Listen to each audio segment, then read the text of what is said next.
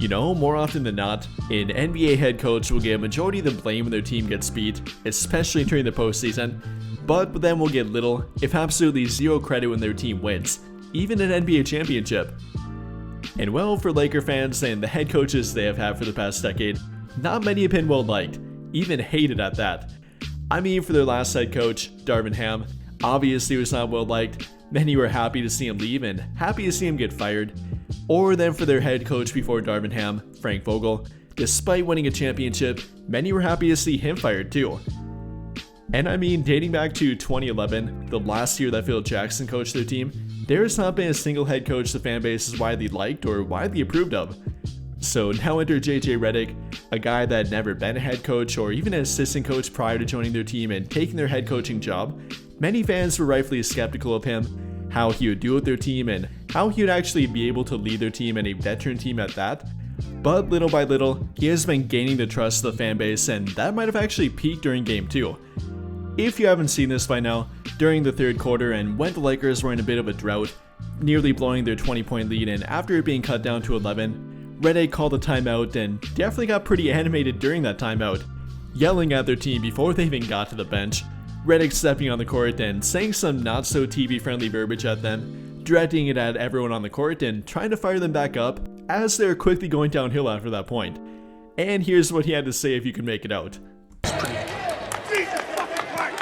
The fuck are you guys doing?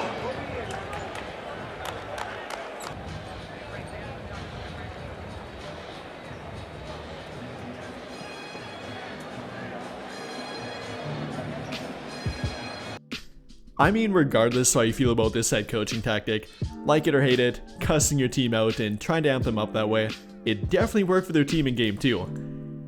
I mean, in the 2 minutes leading up to that point and in the JJ Redick timeout, they were not playing well at all. In the play-by-play, you can see a Luka Doncic missed fadeaway jumper, a Luka Doncic bad pass resulting in a turnover, a foul by Dorian Finney-Smith, a LeBron James missed 3-point shot, and then some bad defense leading up to it, eventually leading to that Redick timeout and again cussing them out, which they definitely did respond well to. Immediately thereafter, you can see a Luka Doncic made shot, followed by a Dorian Finney-Smith made 3-point shot, a LeBron rebound, and a LeBron putback, while the entire time not giving up a single point to the T-Wolves, causing 3 consecutive misses on defense. And like I said, we tend to be very quick to blame a head coach when their team gets beat, not giving them credit and giving all the blame to them, especially in a meaningful game like this one and when they're coaching the Los Angeles Lakers, but then coincidentally forget to give them credit, even in a game like this one and even when they do what JJ Redick did, completely changing the momentum of the game, calling a timeout and telling their team what they did not want to hear, but what they absolutely needed to hear to get that momentum back. And in my opinion, there should be no doubt about it, he deserves a bunch of credit for this game and with the way they has handled their team this season, as they definitely have been responding to him. Which not many head coaches are willing to do or not really capable of doing.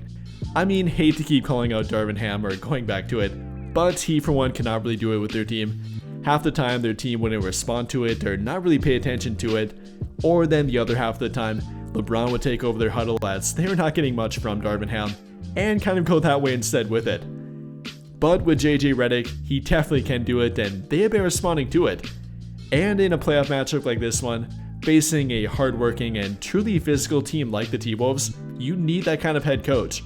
One that will call out their defense and their lack of effort on defense, not afraid to call out their stars, whether it be LeBron James or Luka Doncic, all the way down to their 8th or 9th man in their rotation, not afraid to do that, get them back focused on defense, calling out their defense or lack thereof at times, doing the little things in the court, and trying to get them back focused and against a tough matchup like the T-Wolves. That's definitely easier said than done.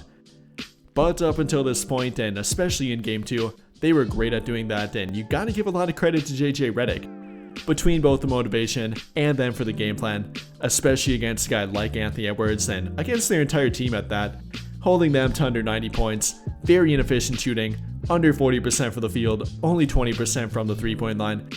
And the way they did it was a great combination of both effort and focus on defense, largely from JJ Redick and the great game plan he drew up for them, but also keeping them focused throughout.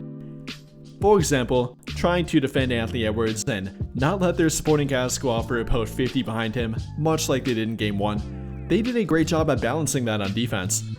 Here, for example, defending Anthony Edwards, Rui Hachimura taking on the matchup, but help is not far behind him.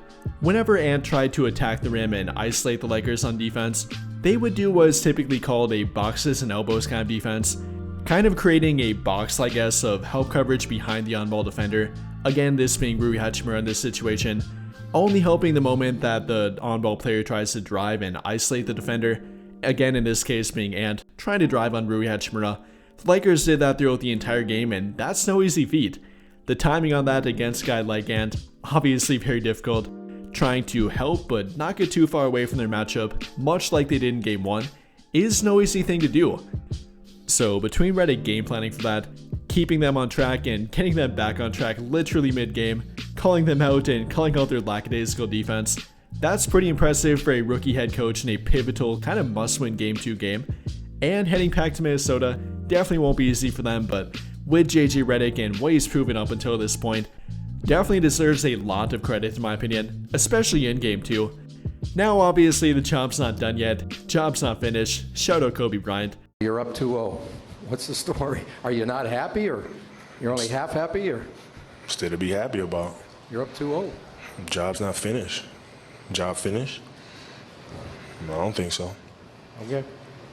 But up until this point, he has been very impressive, has obviously been getting through to them, both on a motivational level and a game plan level that they definitely too believe in and have been following pretty well, so he does deserve some credit in my opinion. Again, no, it's obviously not been perfect, have been occasional lapses, and there is some stuff he's got to clean up here and there, but I think he does deserve a mention for what he did in Game 2. The game plan, the motivation, that iconic timeout, and the verbiage to go with it. I think Redick deserves a mention for it, and definitely some credit. But with all of that being said, what do you guys think? How did you feel about JJ Redick in Game 2? How he's been with their team lately and even throughout the entire season?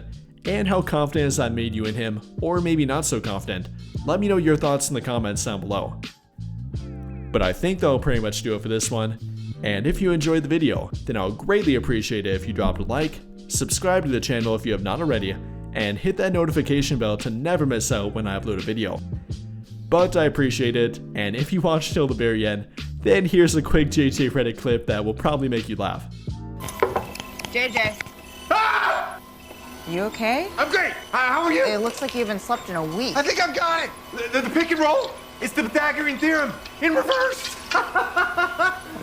You're a genius. I know.